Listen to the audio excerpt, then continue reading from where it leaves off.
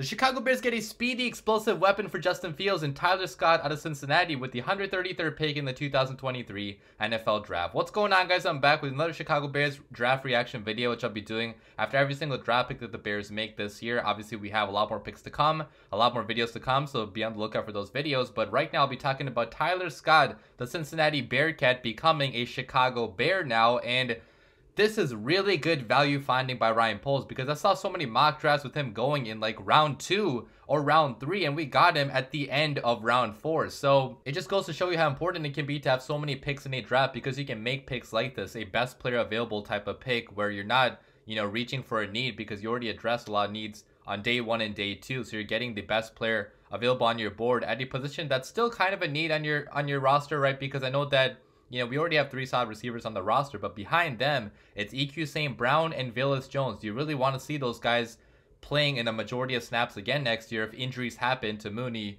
or Claypool or Moore? Obviously not. Like, those are not really good options. They weren't that good last year. So it's really a smart idea to add as many weapons as you possibly can for a quarterback that has to break out as a passer next year. Just give him as many weapons as you possibly can in case injuries happen, or if you want to put, multiple receivers on the football field and have a mismatch with a guy like Tyler Scott in the open field in the slot. I mean, this guy's so damn fast, so explosive, so good after the catch. He can be amazing in the slot for the Chicago Bears or on the outside too, because he does have the top end burning ability going down the field. And guys, with Claypool and Mooney only on 1-year deals at this point, okay, they're gonna be both free agents after this year, especially Mooney. Like, if you want to replace Mooney's archetype with Tyler Scott, I'm just saying, in the scenario that we cannot somehow re-sign Darnell Mooney, which I think we will re-sign Mooney, but I'm just saying, worst case scenario, if we cannot re-sign Darnell Mooney, we got a guy with a very, very similar build and very similar playing style as Mooney in Tyler Scott. So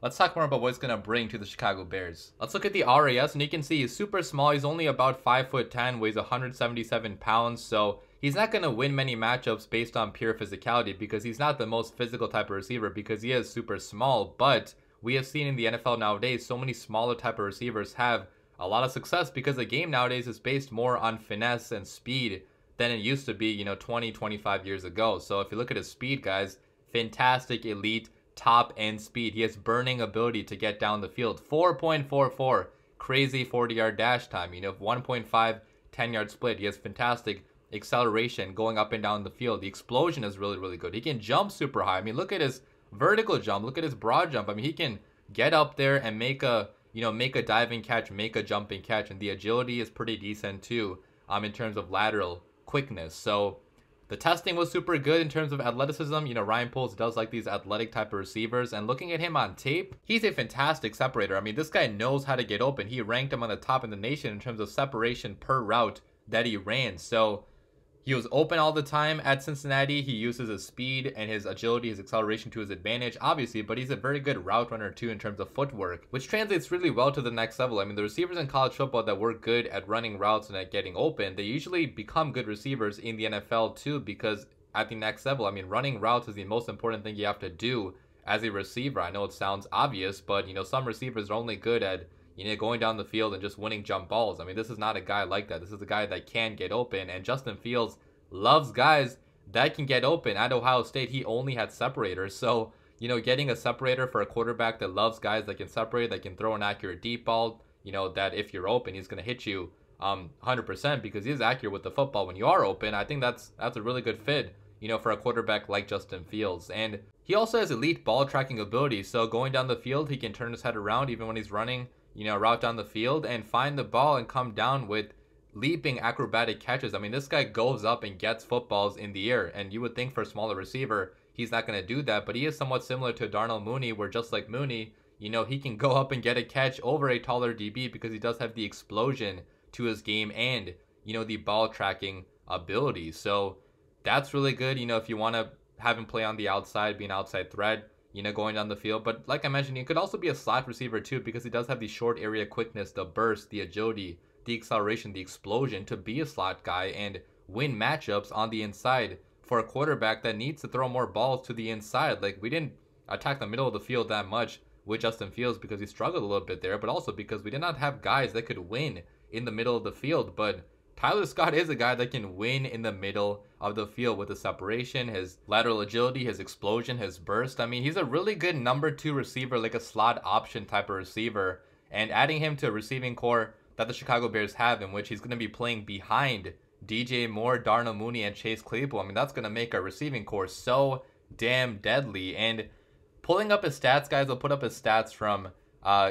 Cincinnati the last few years, but he was there for 3 years. Last year, he broke out after Alec Pierce left to the NFL, and he had 899 receiving yards, 9 receiving touchdowns, an average of 16.6 yards per play. Absolutely ridiculous. Or sorry, 16.6 yards per catch, which is still absolutely ridiculous. The year before that, he had an even higher yards per catch, 17.3, 520 receiving yards, 5 receiving touchdowns, playing as the number 2 behind Alec Pierce that year. And his first year, he didn't play that much. So he's mostly a guy that, you know, has only played really in 2 years. He's still pretty young. I believe he is 21. Let me look that up. Yeah, he's 21 years old, so still a lot of room to grow. He's not like a Velus Jones who already reached his prime basically in college. I mean, this is a much better pick than the Velus Jones pick a year ago. Seems like Ryan Poles did learn from his mistakes. I don't want to say Velus Jones was a complete mistake because I know he's only played for 1 year, but obviously, you know, last year was not a good year for him. But Tyler Scott is a much better all-around receiver. Like, he can actually run routes, he can track the ball down the field. Velus Jones had problems tracking the ball down the field last year, so I feel much more comfortable with this guy as a receiver number 4 than I did with a Velus Jones or an EQ St. Brown, which, by the way, EQ St. Brown now is like receiver number 6, which is where he should be, okay? He was a 6th round pick that only got a lot of playing time because the Bears had such a bad roster last year. No disrespect to him, but it's about time the Bears invest in high quality weapons for their quarterback, and this is a high quality weapon for Justin Fields because, like I mentioned, he could have gone in round 2 or round 3 based on a lot of the mock drafts I saw. I guess he did fall due to his size, you know, due to him being pretty small, but we've seen time and time again these smaller receivers have a lot of success in the NFL. You know, get slept on, get picked in rounds 4 and 5, and just absolutely prosper at the next level, which is hopefully what Tyler Scott is going to do with the Chicago Bears. So let me know what you guys think about this pick in the comments down below, and I can just not believe how much a receiving core has been made over in the last year now under Ryan Poles. Like, we added Chase Claypool, we added DJ Moore, a solid number 1 option, we added Tyler Scott. You know, Velus Jones is a gadget guy, and as a receiver number 5, you know, Velus Jones is probably fine, and EQ St. Brown is totally fine as a receiver number 6, but now we actually have weapons for our quarterback in the passing attack, which I cannot wait to see Justin Fields break out as a passer and shut up so many people next year, because that's exactly what he's going to be doing with a player like this. So welcome to Chicago, Tyler Scott. Leave your thoughts down below, guys, but as always, bear down.